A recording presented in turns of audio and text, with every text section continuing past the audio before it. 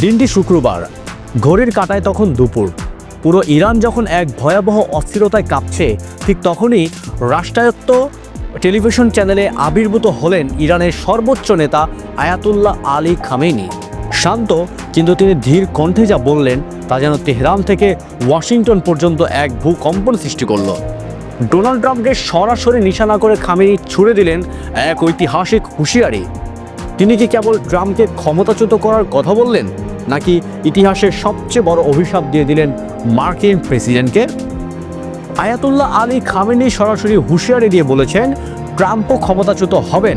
কড়া ভাষায় ট্রাম্পকে অত্যাচারী ব্যক্তি হিসাবে আখ্যা দিয়ে খামেনি যে বার্তা দিয়েছেন, তা এখন পুরো বিশ্বের কূটনীতিকদের কপালে চিন্তার ভাঁজ ফেলে দিয়েছে। তেহরানের অলিগলিতে যখন বিক্ষোভের আগুন, ঠিক তখনই খামেনির এই হুঙ্কার বিশ্ব রাজনীতিতে নতুন কোনো সমীকরণ তৈরি করছে। ভাষণের শুরুতেই খামেনি টেনে আনলেন ইতিহাসের পাতায় ধুলো জমা সেই সব অত্যাচারী শাসকদের গল্প। খামেনি বললেন, ইতিহাস সাক্ষী আছে যে অত্যাচারীরা বেশি দিন ক্ষমতায় থাকতে পারে না। ফারাও, নমরুদ এবং মোহাম্মদ রেজা শাহ পাহলবিরা তাদের আগ্রাসী মনোভাবের জন্যই টিকে থাকতে পারেনি। ট্রাম্পও পারবেন না, তাকেও ক্ষমতা থেকে নামানো হবে। খামেনি যেন ট্রাম্পের পরিণতিকে এক অনিবার্য পতনের সাথে তুলনা করলেন।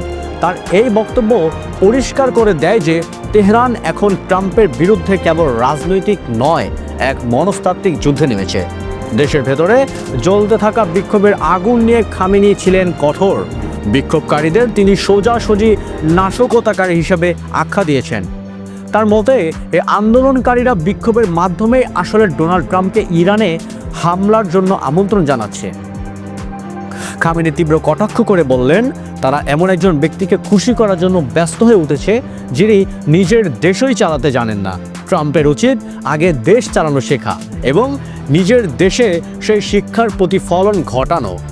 খামেনির এই কথাগুলো ছিল ট্রাম্পের অভ্যন্তরীণ প্রশাসনিক ব্যর্থতার প্রতি এক সরাসরি চপেট আঘাত। জনগণের এই সরকার পতন আন্দোলন কি তবে সফল হবে? খামেনি তা তুড়ি মেরে উড়িয়ে দিলেন। তিনি ঘোষণা করলেন, সবারই জানা থাকা উচিত যে এই ইসলামিক প্রজাতন্ত্র লাখ লাখ সম্মানিত মানুষের রক্তের ওপর প্রতিষ্ঠিত হয়েছে।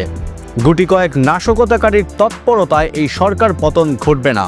খামেনির এই অনড় অবস্থান ইঙ্গিত দিচ্ছে যে তেহরান প্রয়োজনে আরও কঠোরভাবে এই বিক্ষোভ দমন করবে। কিন্তু প্রশ্ন হলো, কেবল শক্তি দিয়ে কি দাবানল থামানো সম্ভব? কেন হঠাৎ করে স্তব্ধ হয়ে গেল ইরান? এর উত্তর লুকিয়ে আছে বাজারের খালি ব্যাগে আর পকেটের শূন্যতায়। গত 28 ডিসেম্বরের তেহরানের বড় বড় বাজারের ব্যবসায়ীরা যখন ধর্মঘটের ডাক দিলেন, তখন থেকে এই আগুনের সূত্রপাত। বছরের পর বছর ধরে ইরানি রিয়ালের মান পড়ে যাওয়া, আকাশচুম্বী মূল্যস্ফীতি আর অসহনীয় জীবনযাত্রার ব্যয় সাধারণ মানুষের দেয়ালে পিঠ ঠেকিয়ে দিয়েছে। সেই একটি ধর্মঘট থেকে শুরু হওয়া বিক্ষোভ এখন দাবানলের মতো ছড়িয়ে পড়েছে ইরানের 31টি প্রদেশের প্রায় সবকটি শহর ও গ্রামে। বর্তমানে পুরো দেশ কার্যত অচল করে দিয়েছে বিক্ষোভকারীরা। একদিকে খামেনির হুঁশিয়ারি, অন্যদিকে জনগণের পেটের ক্ষুধা আর ট্রাম্পের আন্তর্জাতিক চাপ। এই ত্রিমুখী সংকটে ইরান এখন খাদের কিনারায়। খামেনি কি পারবেন ট্রাম্পকে ক্ষমতাচ্যুত করার স্বপ্ন সত্যি করতে, নাকি ইরানের এই অভ্যন্তরীণ বিক্ষোভই বদলে দেবে তেহরানের কয়েক দশকের ইতিহাস? ফারাও আর নমরুদের পরিণতির কথা মনে করিয়ে দিয়ে খামেনি কি নিজেই কোনো বড় বিপদের ইঙ্গিত দিলেন? আপনার কি মনে হয় খামেনির এই ভাষণ কি আন্দোলনকারীদের দমাতে পারবে, নাকি ট্রাম্পের সাথে এই সংঘাত ইরানকে আরও বড় ধ্বংসের দিকে নিয়ে যাবে? কমেন্টে আপনার মতামত জানান। বিশ্ব রাজনীতির এমন সব গভীর বিশ্লেষণ পেতে আমাদের সাথেই থাকুন। ধন্যবাদ।